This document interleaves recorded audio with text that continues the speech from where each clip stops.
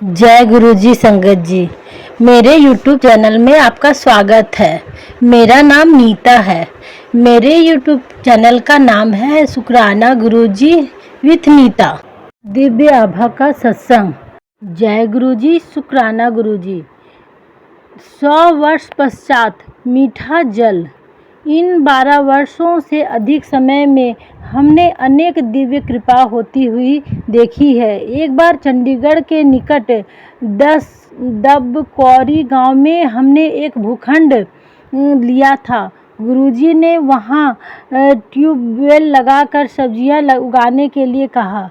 पृथ्वी में जल की खोज आरंभ हुई। खुदाई 420 फुट की गहराई तक हो गई, किंतु जल नहीं मिला। सर्वेक्षण से पता लगा कि उस भूखंड में जल ही नहीं है। हमने दिल्ली जाकर गुरुजी को इस सर्वेक्षण से अवगत कर किया। गुरुजी ने उसी भूखंड पर एक अन्य स्थान पर खोदने के लिए कहा।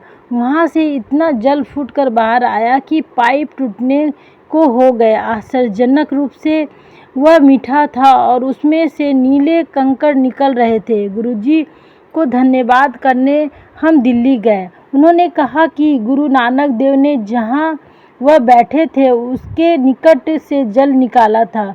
उन्होंने यहाँ 250 किलोमीटर दूर दिल्ली में बैठकर जल निकाला है और यह जल 100 वर्ष के बाद आया है। दबकौरी गांव में सब अचंभित थे। गुरुजी ने चेतावनी दी कि यदि उसका जल बेचा तो वह कूप सूख जाएगा। जय गुरुजी, शुक्राना गुरुजी। गुरुजी ने दिव्य विभूतियों के दर्शन करवाए।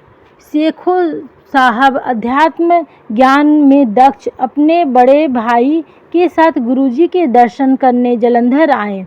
गुरुजी उन्हें अंदर एक कमरे में ले गए। गुरुजी ने एक बिस्तरे को हीरों के ज्वारों से भर दिया और उनमें से कोई भी उठाने के लिए कहा।